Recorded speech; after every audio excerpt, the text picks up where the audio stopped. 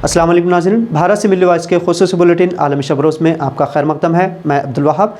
नाज़रीन, खबरों को तफसील से देखने से पहले आइए डालते हैं एक नज़र अहम सुर्खियों पर। हिंदू लफ्ज़ फारसी से जिसके माना बड़ा बेहुदा। कर्नाटक के कांग्रेसी रियासती कारगुजार सदर सतीश जरकीहोली के बयान पर तनाज़ा। माशी बुनियाद पर EWS रिजर्वेशन रहेगा जारी, सुप्रीम कोर्ट के 5 में से 3 जजों ने किया फैसला। नोटबंदी बीजेपी की सबसे बड़ी है नाकामी, कांग्रेसी सदर मल्लिकार्जुन खड़गे ने किया भाजपा पर हमला। सुप्रीम कोर्ट ने उत्तर प्रदेश हुकूमत के खींचे कान, पूछा आजम खान को नाअहल करार देने की जल्दी क्या थी। और मनीष सिसोदिया की मुसीबत बढ़ी, मददगार दिनेश अरोड़ा बना गवाह माफी याफ्ता।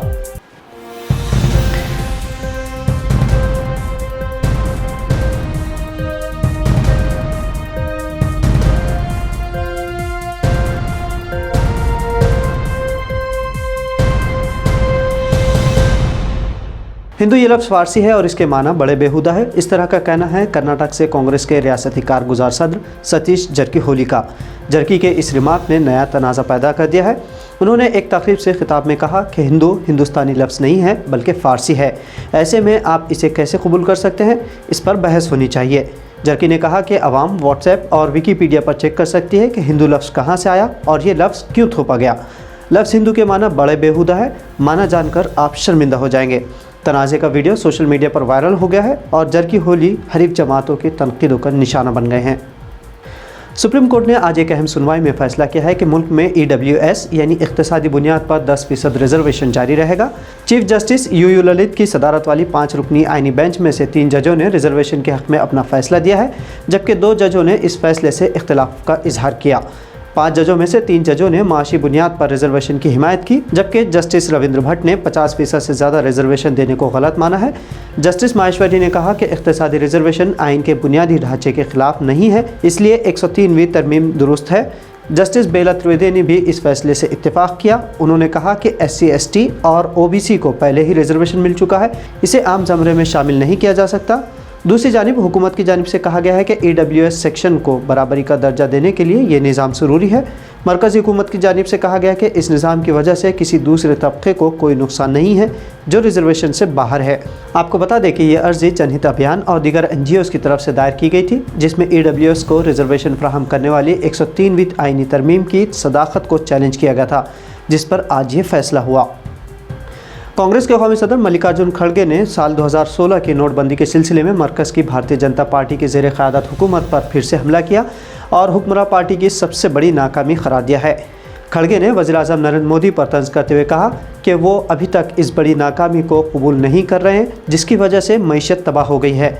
कांग्रेस BJP पर मुसलसल इक़्तिसादी मसाइल के लिए हमला करती रही है, लेकिन अब तक कांग्रेस के सैकड़ों लीडरान खुद कांग्रेस छोड़कर BJP में शामिल हो चुके हैं, जिसके सबब कांग्रेस हर महाज पर BJP से पस्त होती चली आ रही है। नफरत आमेज़ तकरीर केस में 3 साल जेल की सज़ा सुनाए जाने के बाद रियासती असम्बली से नाअहल करार देने पर समाजवादी पार्टी लीडर आज़म खान ने सुप्रीम कोर्ट में चैलेंज किया है।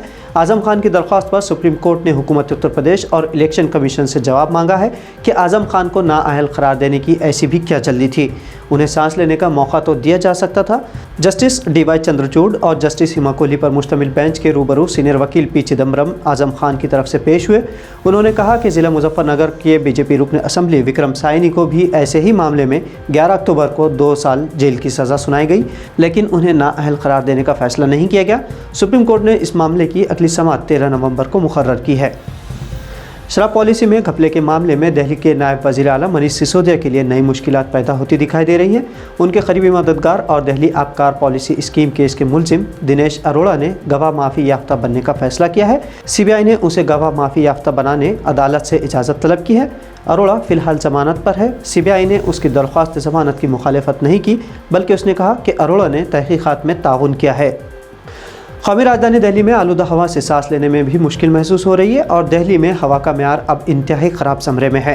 System of air quality and weather forecasting and research यानी सफ़र के आदाद शुमार के मुताबिक कौमी राजधानी में PM 2.5 की सतह इंतहाई ख़राब ज़मरे में यानी 155 तक, जबकि PM 10 की सतह 255 रिकॉर्ड की गई है, जो कि इंतहाई ख़राब ज़मरे में आती है। एयर क्वालिटी इंडेक्स पीर को 357 पॉइंट्स पर रहा। इसी तरह दिल्ली से मुत्तसिल नोएडा में हवा के म्यार की सतह ने भी इंतहाई ख़राब ज़मरे में 356 का, जबकि गुरुग्राम में 364 AQI रिकॉर्ड किया गया है, जो कि इंतहाई ख़राब ज़मरे में है। तो नाज़रीन, मिल्ली वॉइस के आलमी शब रोज़ बुलेटिन में आज इतना ही। मज़ीद ख़बरों के लिए मिल्ली वॉइस चैनल को सब्सक्राइब करना ना भूलें। अब अब्दुल वहाब को इजाज़त दीजिए। अल्लाह हाफ़िज़।